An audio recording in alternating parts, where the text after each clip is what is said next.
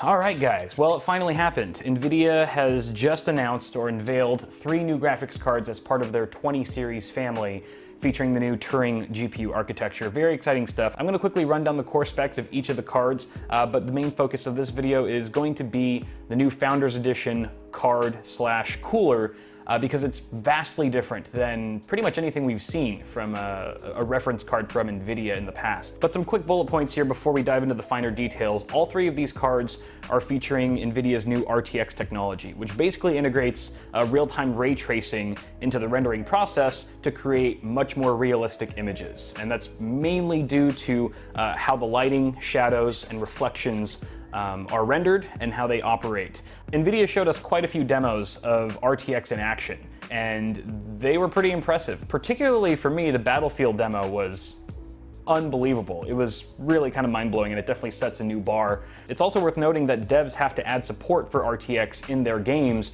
in order for the technology to take effect. Thankfully, it looks like we're starting off with nearly a couple dozen games with RTX support added in, which is quite exciting, and I'm sure that list is going to grow as time goes on. But let's quickly go over the specs of these 3 cards, starting with the RTX 2070, which is of course the successor to the GTX 1070. It's got 2304 CUDA cores, a base clock of 1410 megahertz, a boost of 1710. Asterisks here because the new Founders Edition cards are going to come factory overclocked. So you might potentially see the FE version of the card perform faster than some of the base models that are released from add-in board partners. And you've also got 8 gigs of GDDR6 memory with a memory speed of 14 gigabits per second on a 256-bit bus, 448 gigabytes per second memory bandwidth with a 6-phase power supply, 175 watt TDP, one 8-pin power connector, and it's going to retail for $599 US. $599, that's the price for the Founders Edition card, which there will be a premium on. Non-Founders Edition cards are going to start at $499. We'll just have to wait and see if those prices actually hold up when these cards are announced or released.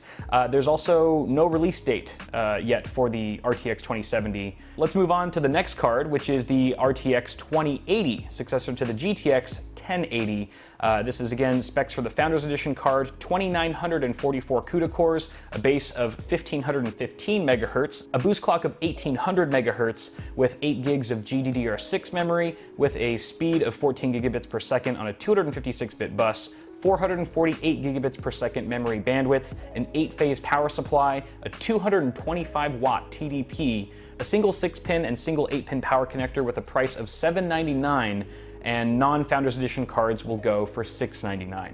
September 20th is when this card officially launches. Pre-orders are available now, however. And then finally we have the big boy, the RTX 2080 Ti Founders Edition at 4352 CUDA cores, a base clock of 1350 megahertz, a boost of 1635 megahertz, 11 gigs of GDDR6 with a memory speed of 14 gigabits per second on a 352-bit bus, 616 gigabytes per second memory bandwidth, a 13-phase power supply, 260 watt TDP, 2 8-pin power connectors, with a price of, you might want to sit down for this one, $1,199. Non-Founders Edition cards will run you for a cool grand.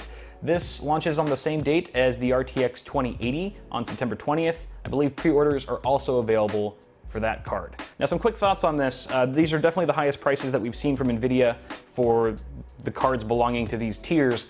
So hopefully the performance of these cards will scale with respect to the prices. And then finally, this is the first time that I can recall the Ti model being unveiled and released on the same date as the XX80 SKU.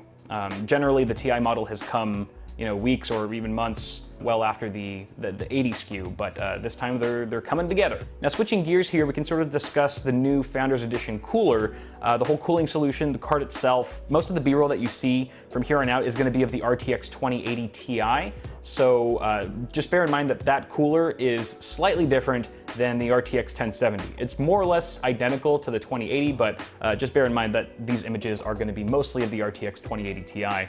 First of all, this is a completely redesigned card from the last generation, as I mentioned before. They've kind of ditched the aggressive tessellated look of the last gen for a more sleek and minimal aesthetic. Of course, everyone's gonna have an opinion about this. You guys feel free to drop yours in the comments.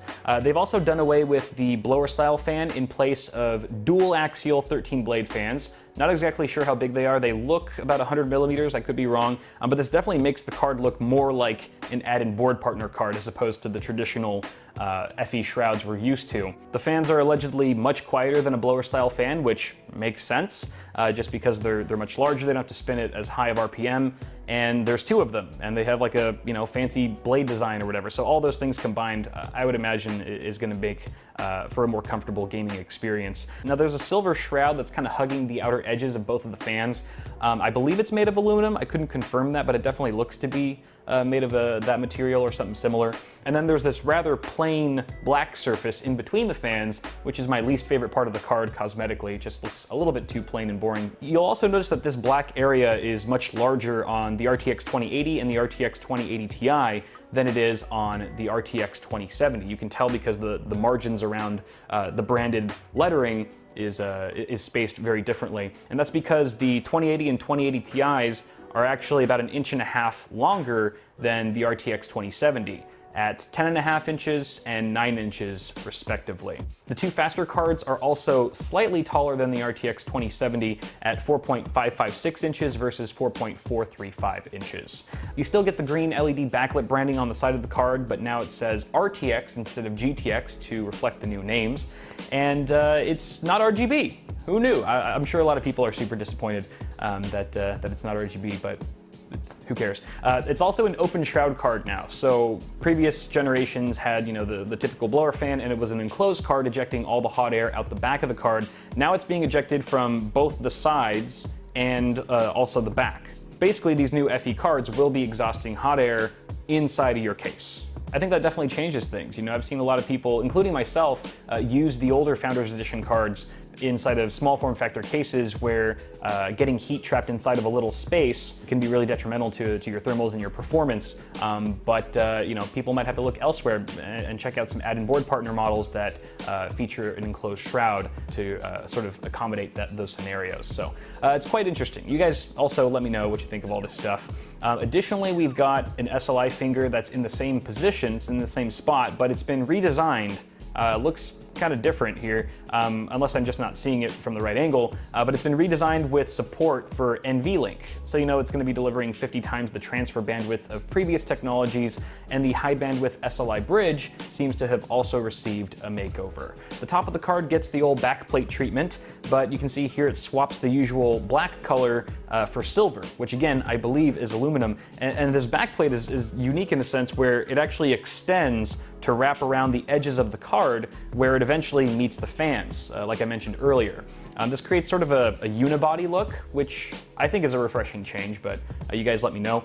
Finally, on the back of the card, we get 3 DisplayPort 1.4 ports, meaning we can finally do 4K at 120 hertz, and probably well ahead of its time still is 8K 60 hertz support, but I'm sure Linus will put 55 of them together and play Minesweeper on it at some point. We also get a single HDMI 2.0B and 1 USB Type-C port for Virtual Link, which is the new open industry standard that's currently being developed to meet the power, display, and bandwidth demands for next-gen VR headsets. This is really cool because you no longer have to eat up one of your video outputs to play VR. If you have like a 4-panel setup or whatever, triple display with a companion monitor, you don't have to unplug one of those if you want to plug in your VR headset or whatever it is. So that's actually pretty cool. So that is the new Founders Edition card for this first wave of 20 series Turing GPUs. What do you guys think? Love it? Hate it? Somewhere in between? Let me know. Also share your thoughts on those prices. What kind of performance are you expecting now that the official pricing and specs are out on the table? That's all I got for now, guys. Thank you so much for tuning in. Toss a like on this video if you enjoyed it, and get subscribed for more tech content on the way, including more coverage of this new family of GPUs. Very exciting stuff. Have a good one, y'all. I'll see you in the next video.